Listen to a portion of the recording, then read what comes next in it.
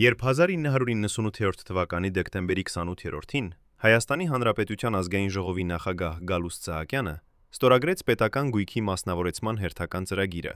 նրա որդին Արման Սահակյանը նույն օրը նստած էր իր գրասենյակում կառավարական տան 4-րդ հարկում եւ ընտրում էր, թե որ շենքերը, որ հողամասերը, որ գործարանները պետք է առաջին հերթին դուրս գան պետության սեփականությունից։ Երկու գրասենյակների միջև ընկած էր ընդամենը 3 կիլոմետր, Բաղրամյան պողոտայից մինչև կառավարական տուն, բայց այդ 3 կիլոմետրի վրա կառուցված էր ամբողջ մի համակարգ, որը հազարավոր քաղաքացիների սեփականությունը վերածեց մի քանի ընտանիքների անշարժ գույքի։ Հայրը գրում էր օրենքը, որդին կատարում։ Պարլամենտը հաստատում էր, կառավարությունը իրականացնում։ Եվ ոչ ոք չհարցնում էր, ինչպես է հնարավոր, որ երկրի ամենակարևոր ռեսուրսների վրա վերահսկողություն ունեցող երկու մարդիկ լինեն հայր եւ որդի։ Ինչպես է հնարավոր, որ մեկը կքվեարկում է օրենքի օգտին, իսկ մյուսը տնօրինում է դրա արդյունքները։ Եվ ամենակարևորը, ուր գնաց այն ամենը, ինչ պատկանում է ժողովրդին։ Երևանի Զավարյան փողոցի 36 տան մոտ կանգնած դուք կտեսնեք մի հին խեղճ շենք, որի պատուհանները փակ են փայտե տախտակներով, իսկ դռները կախված ժանգոտած կողպեքներից։ Սա Հայաստանի Կույրերի միության շենքն է, կամ ավելի ճիշտ, այն, ինչ մնացել է նրանից։ 1992 թվականին այստեղ գործում էր կենտրոն, որտեղ տեսողության խնդիրներ ունեցող մարդիկ սովորում էին արհեստ, ստանում աջակցություն, հավաքվում էին։ Շենքի հետևում 714 քառակուսի մետր հողամաս, որտեղ նախատեսվում էր կառուցել արհեստանոց։ Բայց 1992 թվականի ամռանը պետական գույքի կառավարման վարչության պետ Արման Սահակյանի ստորագրությամբ այդ հողամասը գնահատվեց ընդամենը 18 միլիոն դրամով, շուկայական արժեքի մոտավորապես 1/10-ով։ Հետո այն աճուրդով վաճառվեց անծանոթ անձի, ով 3 ամիս անց այն վերավաճառեց մի ընկերության, որի բաժնետերերի ցանկում հայտնվեցին Սահակյանների հետ փոխկապակցված անձինք։ Կույրերի միությունը կորցրեց իր հողը, հաշմանդամություն ունեցող մարդիկ կորցրեցին իրենց ապագան։ Իսկ ինչ-որ մեկը, ում անունը երբեք չհայտնվեց պաշտոնական փաստաթղթերում, ստացավ Երևանի կենտրոնում ամենաթանկ հողամասերից մեկը։ Ո՞վ էր այդ մարդը։ Եվ ինչու Արման Սահակյանը, ով երդվել էր պաշտպանել պետական շահերը, ստորագրեց փաստաթուղթ, որը բացահայտորեն վնասում էր այդ շահերին։ Գալուստ Սահակյանը սիրում էր խոսել փողի մասին։ Նա ասում էր. «Մենք հարուստ չենք, մենք պարզապես փող ունենք», կամ «Ժողովուրդը վատ չի ապրում, ուղղակի փող չունի»։ Այս արտահայտությունները հնչում էին որպես անհաջող կատակներ, բայց դրանց մեջ թաքնված էր ամբողջ մի փիլիսոփայություն՝ իշխանության եւ փողի, պետության եւ մասնավոր սեփականության, ժողովրդի եւ էլիտայի միջև եղած անդունդի մասին։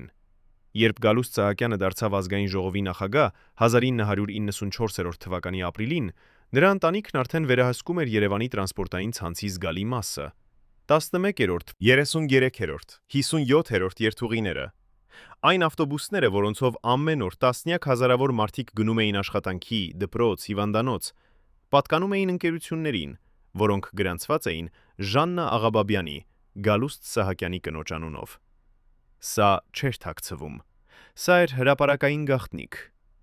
Բայց երբ Արման Սահակյանը նշանակվեց պետական գույքի կառավարման վարչության պետ 1011 թվականի հունիսի 22-ին, համակարգը ձեռք բերեց նոր, ավելի վտանգավոր չափումներ։ Այժմ ընտանիքը ոչ միայն օգտագործում էր պետական ռեսուրսները, այլև որոշում էր, թե ինչ կլինի դրանց ճակատագիրը։ Հայրը օրենսդիր իշխանությունում, որդին գործադիր իշխանությունում, եւ միջև ամբողջ երկրի պետական սեփականությունը։ Երևանի թիվ 85 դպրոցի նախկին շենքը Կոմիտասի պողոտայի վրա այսօր դատարկ է կանգնած։ Պատուհաններից ներս նայելով դուք կտեսնեք քանդված դասասենյակներ, կոտրված գրատախտակներ, հատակին ցրված հին դասագրքեր։ 1999 թվականին այստեղ սովորում էին 500 երեխաներ, բայց 1998 թվականին շենքը ճանաչվեց պետությանը ոչ պիտանի եւ աճուրդով վաճառվեց։ Գնորդը մի անծանոթ ընկերություն, որի տնօրենը եղել է հանրապետական կուսակցության անդամ։ Գինը 30 միլիոն դրամ, Երևանի կենտրոնում գտնվող 3 հարկանի շենքի համար։ Համեմատության համար նույն տարածքում գտնվող նմանատիպ շենքերը վաճառվում էին 200 միլիոնով։ Ով որոշեց, որ դպրոցը ոչ պիտանի է, ով գնահատեց այն այդքան ցածր գնով, եւ ինչու աճուրդը չէր հրապարակային, այլ փակ, միայն ընտրված մասնակիցների համար։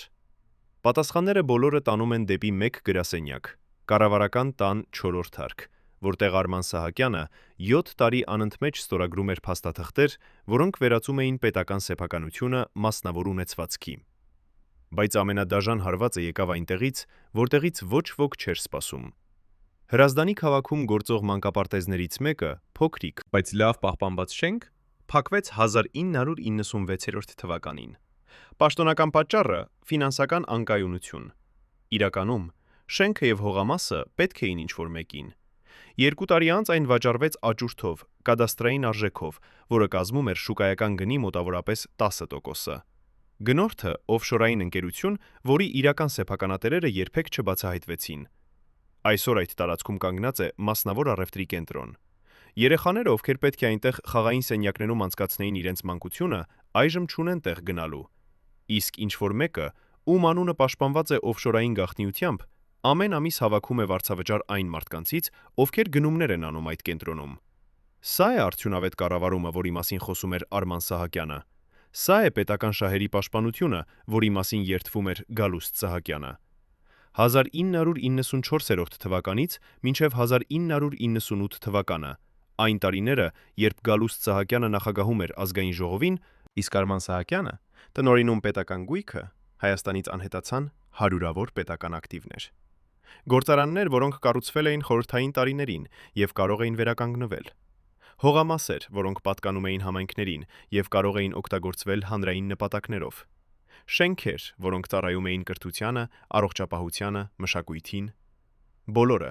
գնահատված ամենացածր հնարավոր գներով։ Բոլորը վաճառված փակ աճուրդներով։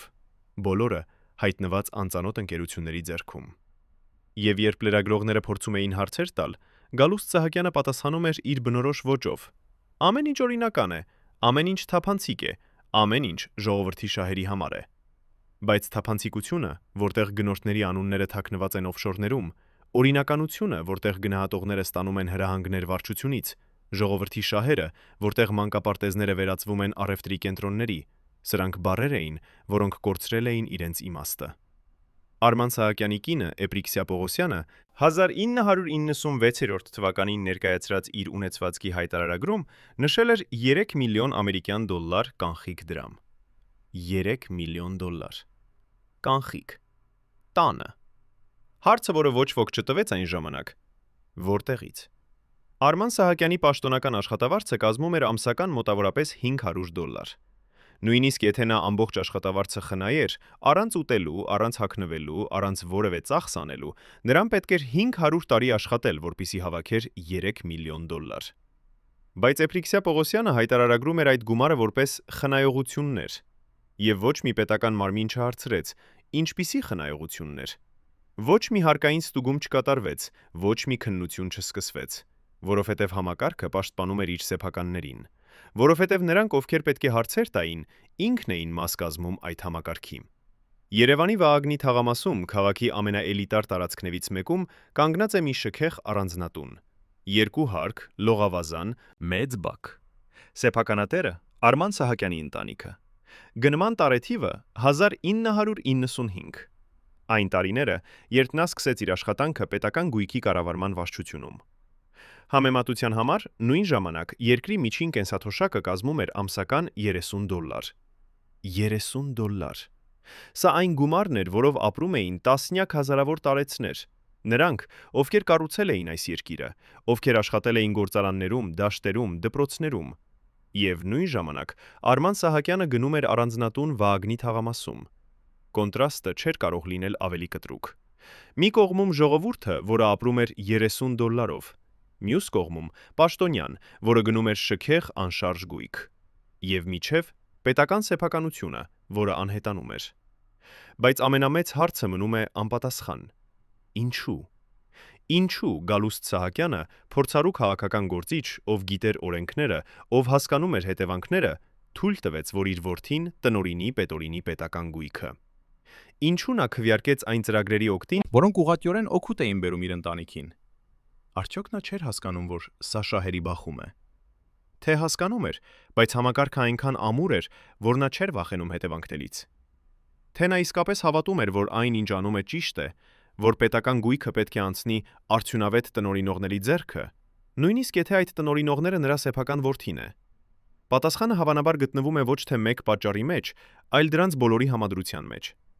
Իշխանությունը, որը տևել է երկար տարիներ, ստեղծում է անձեռնմխելիության զգացում։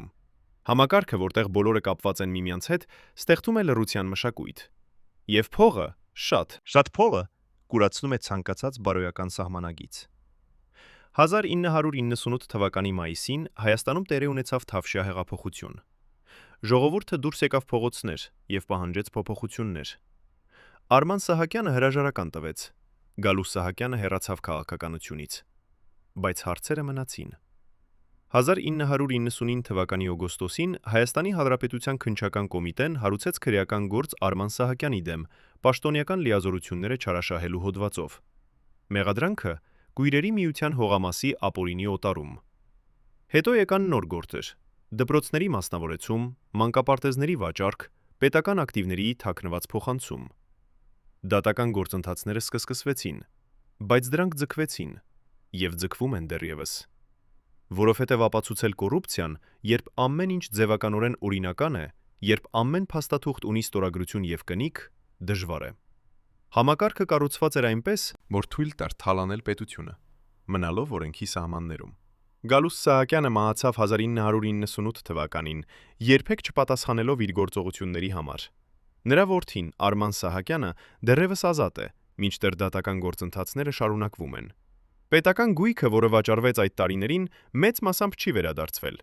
Նոր սեփականատերերը պնդում են, որ իրենք գնել են այն օրինական ճանապարհով և չեն պատասխանատու նախկին պաշտոնյաների գործողությունների համար։ Եվ այսպես, ժողովրդի սեփականությունը մնում է մասնավոր ձեռքերում։ Դպրոցները փակ, մանկապարտեզները վերածված առևտրի կենտրոնների, գործարանները լքված։ Սա է այն ժառանգությունը, որը թողեց Գալուս Սահակյանը։ Սա է այն համակարգը, որը կառուցեց Արման Սահակյանը։ Եվ ամենակարևոր հարցը, արդյոք մենք երբևէ կիմանանք ամբողջ ճշմարտությունը։ Արդյոք մենք երբևէ կտեսնենք արդարությունը, թե այս պատմությունը կմնա որպես հերթական օրինակ այն մասին, թե ինչպես իշխանությունը և փողը կարող են ոչնչացնել ցանկացած բարոյականություն, ցանկացած օրենք, ցանկացած հանրային շահ։ Երբ Արման Սահակյանը առավոտյան ժամը 9-ը սկսում էր իր աշխատանքային օրը կառավարական տան 4-րդ հարկում, նրա գրասենյակի պատուհանից երևում էր Երևանը,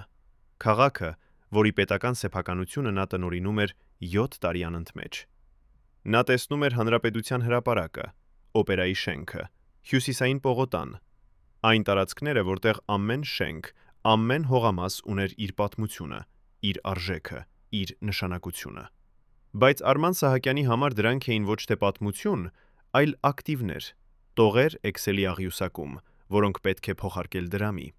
Նրա գրասենյակում պահվում էր ամբողջ Հայաստանի պետական գույքի ռեեստրը, հազարավոր էջեր, որտեղ նշված էր ամեն ինչ, սկսած խորհրդային ժամանակների գործարաններից մինչև փոքրիկ գյուղական ամբուլատորիաների շենքերը, և ամեն օր նա ընտրում էր։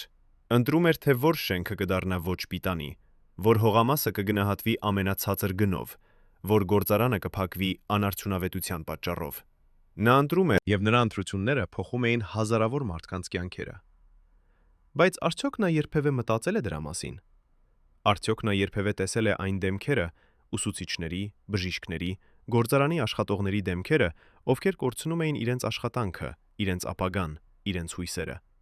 Թե նրա համար դրանք էին պարզապես թվեր, վիճակագրություն, որը չէր արթնացնում որևէ զգացում։ 1994 թվականի հոկտեմբերին Գյումրիի մեքենաշինական գործարանը, խորհրդային տարիների հսկա ձեռնարկությունը, որտեղ աշխատում էին 3000 մարդ, ստացավ պաշտոնական նամակ պետական գույքի կառավարման վարչությունից։ Նամակում գրված էր, որ գործարանը ճանաչվել է սնանկ և ենթակա է մասնավորեցման։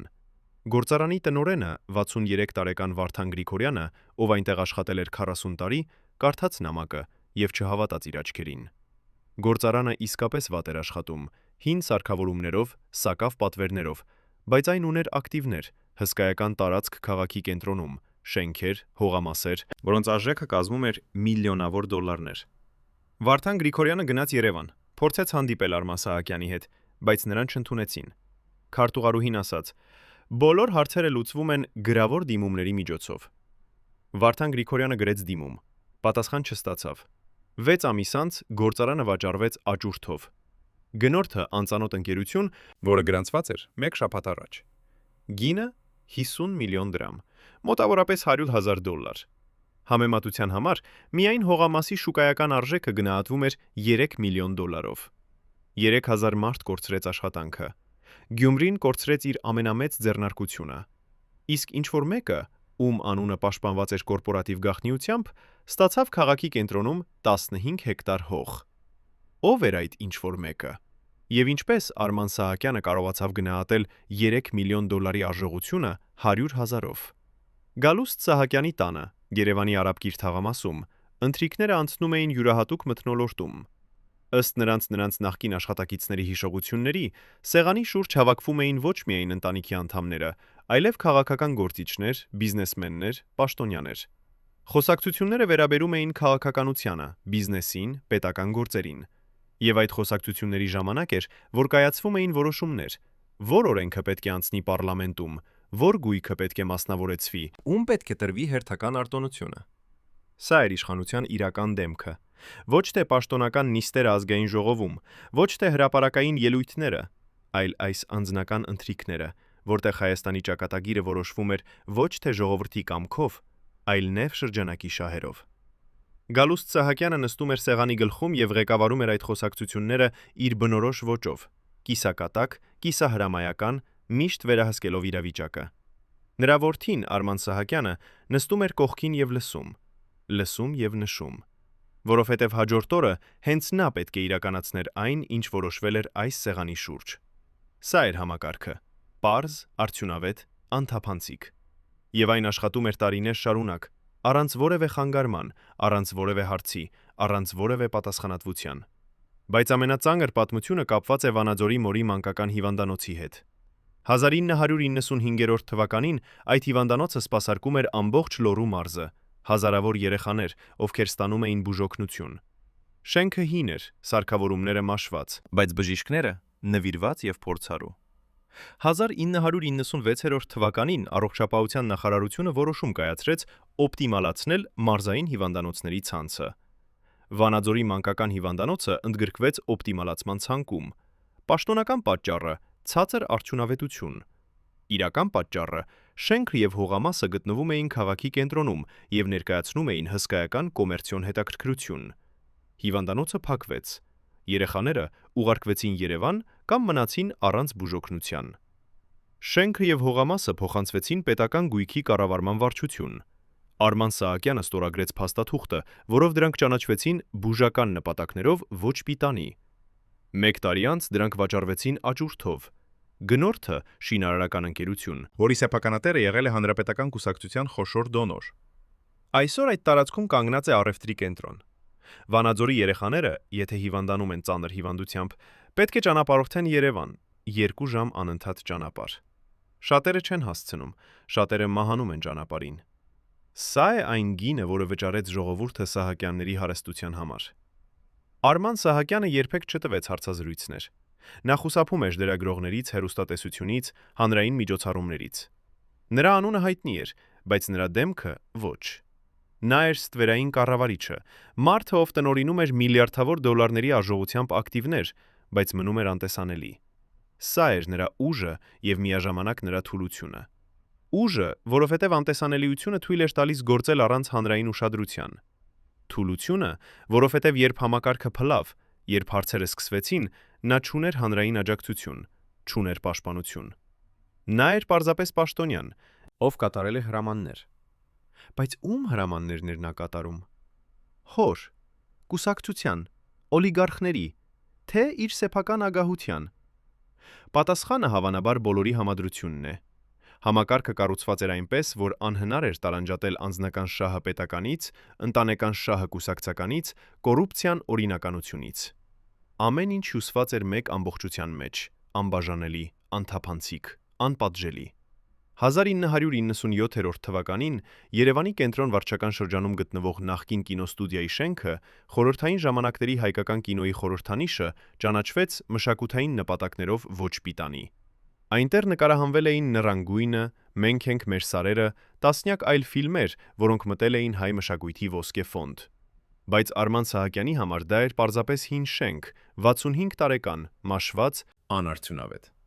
Շենքը գնահատվեց 20 միլիոն դրամով եւ վաճառվեց աճուրդով։ Գնորդը անծանոթ ընկերություն։ 2 տարի անց այդ տարածքում սկսվեց շինարարություն։ Այսօր այնտեղ կանգնած է բիզնես կենտրոն։ Հայկական կինոն կորցրեց իր պատմական տունը։ Ռեժիսորները, օպերատորները, դերասանները կորցրեցին տեղը, որտեղ ստեղծվել էր նրանց արվեստը։ Իսկ ինչ որ մեկը, ում անունը երբեք չբացահայտվեց, ստացավ Երևանի կենտրոնում ամենաթանկ անշարժ գույքերից մեկը։ Սա էր մշակույթի պահպանումը, սա էր ազգային ժառանգության պաշտպանությունը, թե սա էր պարզապես հերթական գործարքը, համակարգի հերթական հաղթանակը մշակույթի, պատմության, հիշողության նկատմամբ։ Գալուստ Սահակյանի մյուս որդին Տիգրան Սահակյանը եղել է առողջապահության փոխնախարար 1996-ից մինչև 1998 թվականը։ Նրա պատասխանատվության տակ էին դեղերի ներմուծումը, բժշկական սարքավորումների գնումները, հիվանդանոցների ֆինանսավորումը։ Միաժամանակ նրա եղբայրը տնօրինում էր պետական գույքը, իսկ հայրը հաստատում օրենքները։ 3 եղբայրներ, 3 իշխանության ճյուղ։ Օրենսդիր, գործադիր, վերահսկողական։ Ամբողջ պետական մեխանիզմը մեկ ընտանիքի ձեռքում։ Սա չէր լինում պատահականություն, սա էր համակարգ, ուշադիր պլանավորված, հստակ իրականացված, արդյունավետ գործող։ Եվ այդ համակարգի կենտրոնում կանգնած էր Գալուստ Սահակյանը, ընտանիքի գլուխը, ով համակարգում էր, վերահսկում, պաշտպանում։ Նա էր ճարտարապետը, նրա որդիները կատարողները։ Եվ միասին նրանք ստեղծեցին մի կառույց, որը թույլ տվեց վերածել պետական ռեսուրսները մասնավոր հարստության, օրինական, թափանցիկ, անպատժելի։ Բայց ամենամեծ հարցը մնում է ինչպես։ Ինչպես էր հնարավոր, որ 7 տարի շարունակ Արման Սահակյանը վաճառեր պետական գույքը շուկայականից տասնապատիկ էժան գներով եւ ոչ ոք չկանգնեցներ նրան։ Ինչպես էր հնարավոր, որ վերահսկիչ պալատը, դատախազությունը, էթիկայի հանձնաժողովը, բոլոր այն մարմինները, որոնք պետք է վերահսկեին պաշտոնյաների գործողությունները, լռեին։ Պատասխանը պարզ է։ Նրանք բոլորը մաս էին կազմում նույն համակարգի։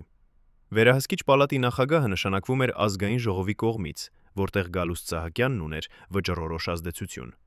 Գլխավոր դատախազը նշանակվում էր նախագահի կողմից, ով էր հանրապետական կուսակցության ղեկավարը։ Էթիկայի հանձնաժողովի անդամները ընտրվում էին падգամավորների կողմից, ովքեր մեծամասամբ պատկանում էին ՀՀԿ-ին։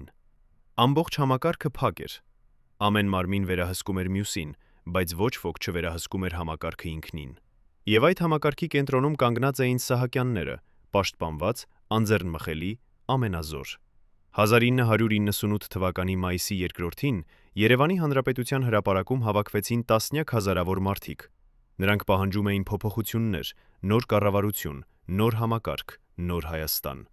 Արման Սահակյանը նստած էր իր գրասենյակում կառավարական տան 4-րդ հարկում եւ դիտում էր հրապարակը իր պատուհանից։ Նա տեսնում էր ամբոխը, լսում էր կանչերը, հասկանում էր, որ ավարտվում է մի դարաշրջան։ Նրա դարաշրջանը։ Մայիսի 6-ին նա գրեց հրաժարականի դիմումը։ Կարճ, ձևական, առանց որևէ բացատրության։ Նա հեռացավ անխռով, առանց հարցազրույցների, առանց հայտարարությունների, առանց ներողություն խնդրելու։ Նա պարզապես անհետացավ, ինչպես անհետացել էր 7 տարի շարունակ հանրային ուշադրությունից։ Բայց հարցերը մնացին։ Հարցերը, որոնք այժմ պահանջում էին պատասխաններ։ 1999 թվականի օգոստոսի 15-ին քննչական կոմիտեն հարուցեց առաջին քրեական գործը Արման Սահակյանի դեմ։ Մեղադրանքը Կույրերի միության հողամասի ապօրինի օտարում։ Քննիչները պահանջեցին ներկայացնել բոլոր փաստաթղթերը, գնահատման եզրակացությունները, աճուրդի արձանագրությունները, գնորդների տվյալները։ Արման Սահակյանի փաստաբանները ներկայացրեցին փաստաթղթերը։ Ամեն ինչ էր տեղում, ամեն ստորագրություն, ամեն կնիկ, ամեն համարանիշ։ Ձևականորեն ամեն ինչ օրինական էր, բայց քննիչները սկսեցին փորել ավելի խորը։ Նրանք պարզեցին, որ գնահատող ընկերությունը, որը գնահատել էր հողամասը 18 միլիոն դրամով, ստացել էր հրահանգներ պետական գույքի կառավարման վարչությունից։ Նրանք պարզեցին, որ աճուրդը, որը պաշտոնապես հայտարարվել էր բաց, իրականում եղել է փակ, միայն 3 մասնակիցներով, որոնցից 2-ը եղել են տեխնիկական։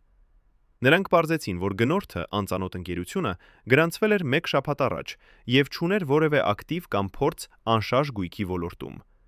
Եվ նրանք պարզեցին, որ այդ ընկերության հիմնադիրը եղել է Սահակյանների նախկին վարորդը։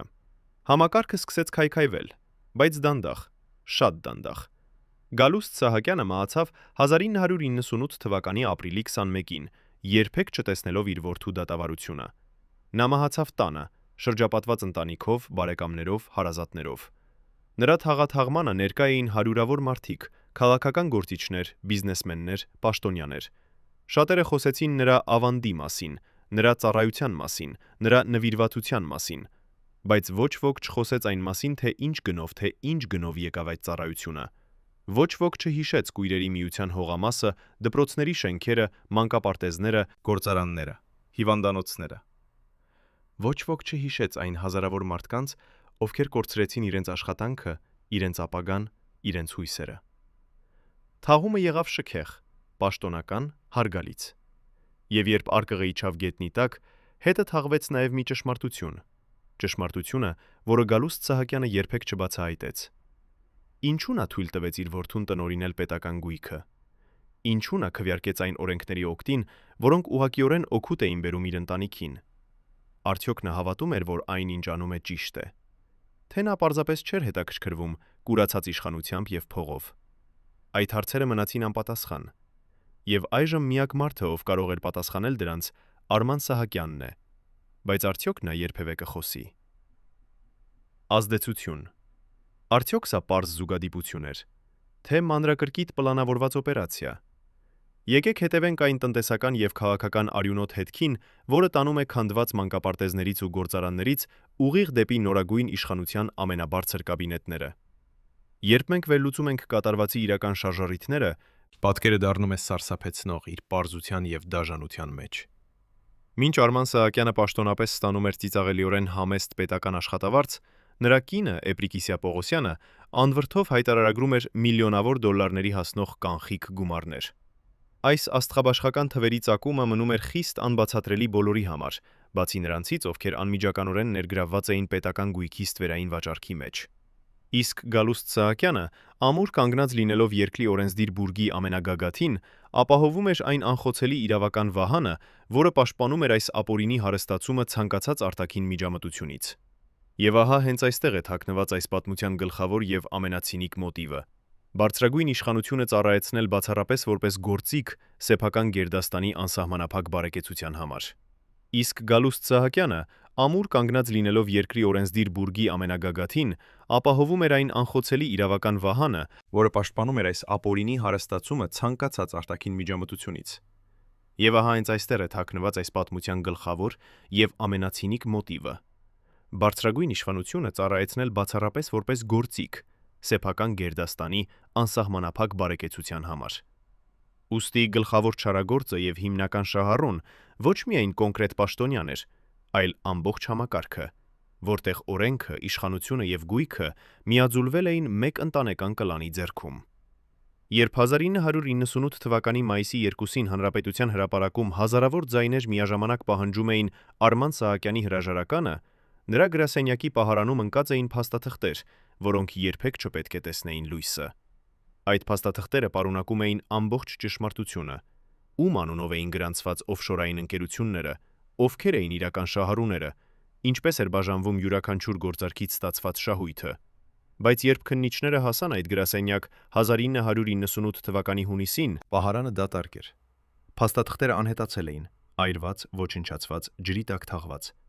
Մնացել էին միայն պաշտոնական ռեեստրները, չոր, ձևական, անմեղ։ Բայց մի փաստաթուղթ, մեկ միակ էջ, մոռացվել էր։ Այն էր Արման Սահակյանի անձնական օրագիրը, որտեղ նա նշում էր իր հանդիպումները, եւ այդ օրագրում 1996 թվականի դեկտեմբերի 12-ի օրվա տակ գրված էր մեկ անուն, որը փոխեց ամեն ինչ։ Ով էր այդ մարդը, ով այցելեց Արման Սահակյանին 3 օր առաջ Վանաձորի մանկական հիվանդանոցի վաճառքի աջուրդից։ Եվ ինչու այդ հանդիպումից հետո աջուրդի պայմանները փոխվեցին, նվազագույն գինը իջավ կեսով, իսկ մասնակիցների ցանկը սահմանափակվեց միայն 2 ընկերությամբ։ Գալուստ Սահակյանի վերջին հանրային ելույթը ազգային ժողովում տեղի ունեցավ 1998 թվականի փետրվարի 28-ին։ Նա խոսում էր երկրի զարգացման մասին, ժողովրդի բարեկեցության մասին, օրենքի գերակայության մասին։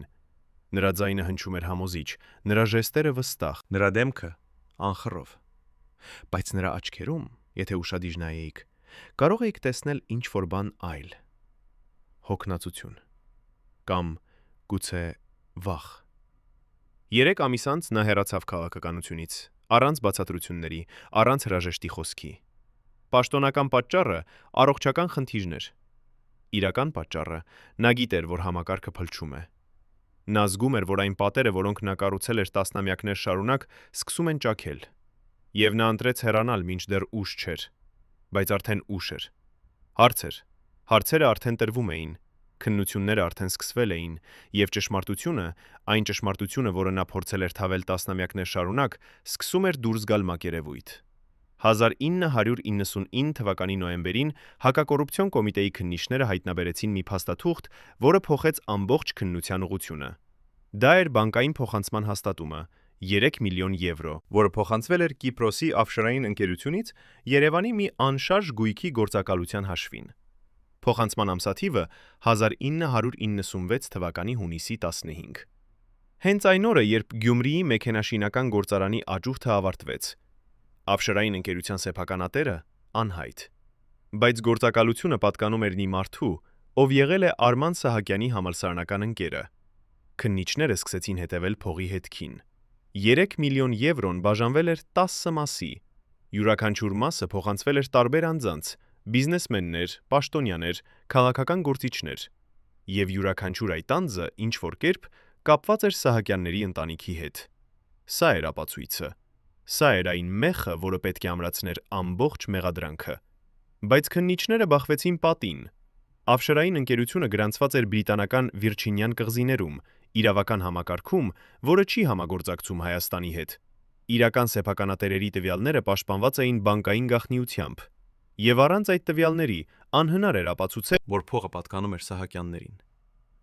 Բայց ամենածանր հարվածը եկավ այնտեղից, որտեղից ոչ ոք չէր սպասում։ 1999 թվականի դեկտեմբերին Արման Սահակյանի նախկին քարտուղարուհին 62 տարեկան Մարինե Հովհաննիսյանը, ով աշխատել էր պետական գույքի կառավարման վարչությունում 15 տարի, համաձայնեց տալ ցուցմունք։ Նա պատմեց, թե ինչպես Արման Սահակյանը ամեն շաբաթ ստանում էր ծրար, փակ, կնքված, առանց ուղարկողի անվան։ Նա պատմեց, թե ինչպես այդ ծրարները բացվում էին միայն փակ դռների հետևում, եւ նա պատմեց, թե ինչպես մի անգամ պատահականորեն տեսավ այդ ծրարներից մեկի բովանդակությունը։ Այնտեղ էին լուսանկարներ, պետական շենքերի, հողամասերի, գործարանների լուսանկարներ։ Վներ, եւ յուրաքանչյուր լուսանկարի վրա գրված էր գին, ոչ թե պաշտոնական գնահատականը, այլ այն գինը, որով այն պետք է վաճառվեր։ Մարինե Հովհաննիսյանը պատմեց, որ այդ գները եղել են տասնապատիկ ցածր շուկայականից, եւ նա պատմեց, որ Արման Սահակյանը երբեք չհակասել է այդ գներին։ Նա պարզապես ստորագրել է փաստաթղթերը եւ ուղարկել աճուրդի։ Սա էր ապացույցը, որ համակարգը աշխատում էր ոչ թե պատահականորեն, այլ ըստ նախապես պլանավորված սցենարի։ Սա էր ապացույցը, որ Արման Սահակյանը ոչ թե սխալվել էր, այլ գիտակցաբար կատարել էր հրահանգներ։ Բայց ում հրահանգներն էր նա կատարում։ Գալուստ Սահակյանի տանը, այն տանը, որտեղ նա մահացավ 1998 թվականի ապրիլին, քննիչները գտան մի սենյակ, որը փակ էր եղել տարիներ շարունակ։ Սենյակի դուռը բացելուց հետո նրանք հայտնաբերեցին արխիվ, հազարավոր փաստաթղթեր, որոնք պահվել էին խիստ գաղտնի։ Այնտեղ էին նամակներ, բիզնեսմենների, պաշտոնյաների, քաղաքական գործիչների նամակներ, որոնք խնդրում էին օգնություն պետական գույքի ձեռքբերման հարցում։ Այնտեղ էին պայմանագրեր, ոչ պաշտոնական գրված ձեռքով, որտեղ նշված էր, թե ով, որքան եւ երբ պետք է վճարի ծառայության համար։ Եվ այնտեղ էին ցուցակներ, անունների ցուցակներ, որտեղ յուրաքանչյուր անվան կողքին գրված էր գումար։ Քննիչները սկսեցին համեմատել այդ ցուցակները պետական գույքի վաճառքի ռեեստքի ռեեստրի հետ։ Եվ նրանք հայտնաբերեցին, որ յուրաքանչյուր անուն, որը գրված էր ցուցակում, ձեռք էր բերել պետական գույք։ Եվ յուրաքանչյուր գումար, որը գրված էր անվան կողքին, համապատասխանում էր այն զեղչին, որը տրվել էր պաշտոնական գնից։ Սա էր համակարգը։ Սա էր այն մեխանիզմը, որը թույլ էր տալիս վերածել պետական սեփականությունը մասնավոր հարստության։ Եվ Գալուստ Սահակյանը եղել է այդ մեխանիզմի ճարտարապետը։ Բայց ամենամեծ հայտնագործությունը եղավ մի փոքրիկ տետրակ, սև կաշվե կազմով, որը գտնվում էր Գալուստ Սահակյանի գրասեղանի գաղտնի դարակում։ Այդ տետրակում նա գրել էր իր մտքերը, անձնական, չֆիլտրված, անկեղծ։ Եվ այնտեղ 1996 թվականի մարտի 18-ի օրվա տակ նա գրել էր. Արմանը հարցրեց. Արդյոք ճիշտ ենք անում։ Ես ասացի՝ այո, բայց ճշմարտությունն այն է, որ ես չգիտեմ։ Ես գիտեմ միայն, որ եթե մենք չանենք, ուրիշը կանի։ Համակարգը կառուցված է այնպես, որ ով իշխանության մեջ է, վերցնում է։ Մենք ընդամենը օգտվում ենք հնարավորություններից, որոնք տրված են մեզ։ Արդյոք սա բարոյական է։ Հավանաբար ոչ։ Բայց արդյոք քաղաքականությունը երբևէ եղել է բարոյական։ Այս տողերը բացահայտում էին ամեն ինչ։ Գալուստ Սահակյանը գիտեր։ Նա հասկանում էր, որ այն ինչ անում է, սխալ է, բայց նա ընտրել է շարունակել։ Ոչ թե անգիտության պատճառով, ոչ թե սխալմամբ, այլ գիտակցածաբար, որովհետև համակարգը թույլ էր տալիս, որովհետև ուրիշներն էլ էին անում նույնը, որովհետև իշխանությունը նշանակում էր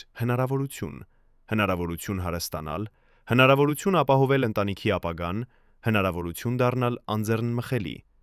Եվ նա օգտվել էր այդ հնարավորությունից, լիովին, անխղճորեն, մինչև վերջ։ 1998 թվականի հունիսին Արման Սահակյանի դեմ հարուցված քրեական գործը ներառում էր արդեն 17 դրվագ, 17 առանձին դեպք պետական գույքի ապօրինի օտարման։ Յուրաքանչյուր դեպքում նույն սխեման՝ ցածր գնահատակական, փակ աճուրդ, անծանոթ գնորդ։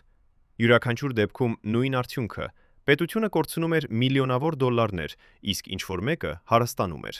Դատախազությունը պահանջեց Արման Սահակյանի կալանավորումը, բայց դատարանը մերժեց, պատճառաբանելով, որ նա չի կարող թաքնվել կամ ազդել վկաների վրա։ Արման Սահակյանը մնաց ազատության մեջ, ապրելով իր շքեղ առանձնատանը Վահագնի թաղամասում, վայելելով իր հարստությունը, սպասելով դատավարությանը։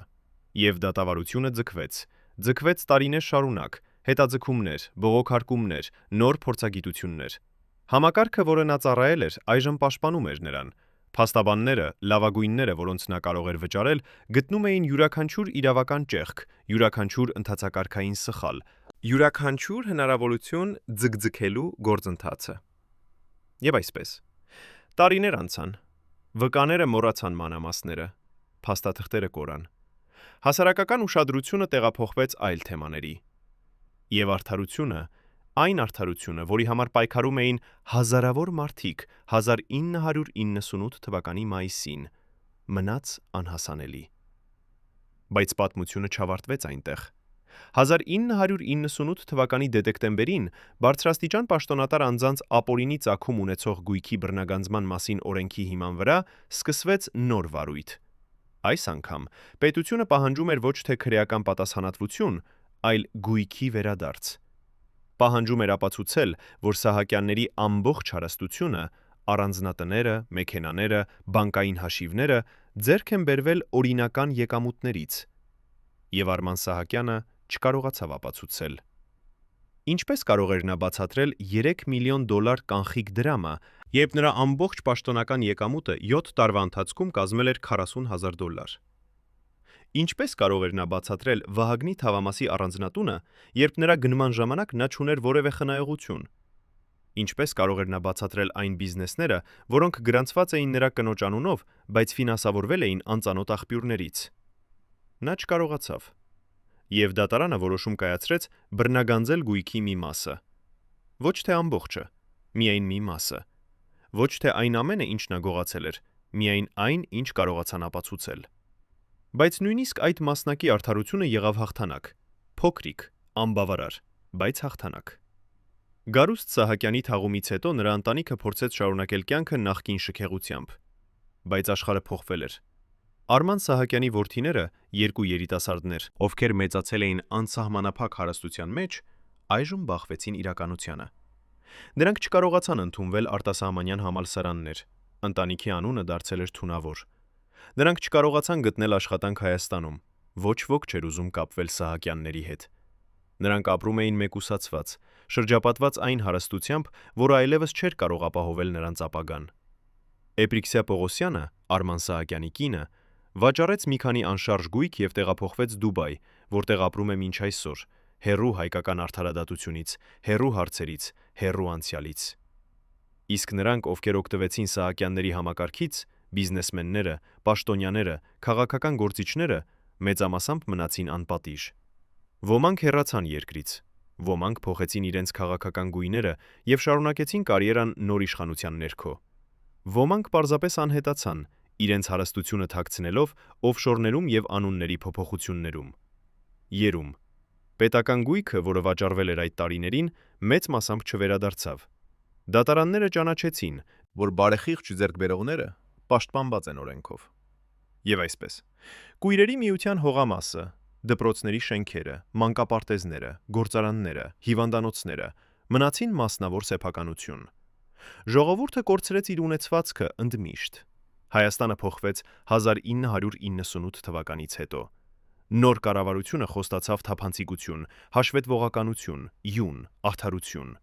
Բայց համակարգը, այն համակարգը, որը կառուցել էին Սահակյանները եւ նրանց նմաններն, ապրում է դեռևս։ Այն ապրում է օրենքների մեջ, որոնք դեռևս թույլ են տալիս պաշտոնյաներին թաքցնել իրենց ունեցվածքը։ Այն ապրում է մտածելակերպի մեջ, որը դեռևս ընդունում է, որ իշխանությունը նշանակում է հարստություն։ Այն ապրում է լռության մեջ, որը դեռևս պաշտպանում է հզորներին եւ լռեցնում է թույլերին։ Եվ մինչև այդ համակարգը գոյություն ունի, Սահակյանների պատմությունը կրկնվելու վտանգը հմնում է։ Բայց գլխավոր հարցը մնում է անպատասխան. ով էր իրական շահառուն։ Ով էր այն մարդը կամ խումբը, ով կանգնած էր ամբողջ այս համակարգի հետևում։ Արդյոք դա էր Գալուստ Սահակյանը, ընտանեկան կլանի հայրիկը, ով կառուցեց իմպերիա իր որդիների համար։ Թե դա էր ավելի բարձր ուժ, քաղաքական կուսակցություն, որը օգտագործում էր Սահակյաններին որպես գործիք։ Թե դա էր ամբողջ համակարգը, որտեղ բոլորը կապված էին միմյանց հետ, բոլորը օգտվում էին միմյանցից, բոլորը պաշտպանում էին միմյանց։ Փաստաթղթերը, որոնք գտան Գալուստ Սահակյանի տանը, ցույց են տալիս, որ նա եղել է ոչ թե միակ ճարտարապետը, այլ մեկը շատերից, բայց նրա դերը եղել է առանցքային։ Նա եղել է կամուրջը օրենսդիր եւ գործադիր իշխանությունների միջև։ Նա եղել է երաշխավորը, որ համակարգը կաշխատի անխափան։ Եվ նա կատարել է իր դերը կատարյալ, մինչև վերջ, մինչև մահ, մինչև այն պահը, երբ համակարգը փլավ նրա ոտքերի տակ։ Այսօր, երբ դուք քայլում եք Երևանի փողոցներով եւ տեսնում եք այն շենքերը, որոնք կառուցվել են նախկին պետական հողերի վրա, երբ դուք մտնում եք այն առևտրի կենտրոնները, որոնք նախկինում եղել են դպրոցներ կամ մանկապարտեզներ, հիշեք, սրանք ոչ թե պարզապես շենքեր են։ Սրանք վկայություններ են մի դարաշրջանի, երբ պետությունը վաճառվեց բարձրագույն գնով առաջարկողին, երբ իշխանությունը դարձավ բիզնես, երբ ժողովրդի սեփականությունը վերածվեց մասնավոր հարստության, եւ երբ նրանք, ովքեր երդվել էին պաշտպանել պետական շահերը, դարձան նրանք, ովքեր ամենաշատն էին գողանում։ Սահակյանների պատմությունը ավարտվեց, բայց արդյոք ավարտվեց այն համակարգը, որը նրանք ներկայացնում էին։ Արդյոք մենք իսկապես սովորեցինք դասը, թե մենք պարզապես սպասում ենք հաջորդ Սահակյաններին, նոր անուններով, նոր դեմքերով, բայց նույն մեթոդներով։ Պատասխանը կտա ժամանակը, բայց մինչ այդ հարցը մնում է բաց. ով է իրականում տիրում այն գույքին, որը մենք կոչում ենք պետական, եւ ով է պատասխանատու, երբ այդ գույքը անհետանում է։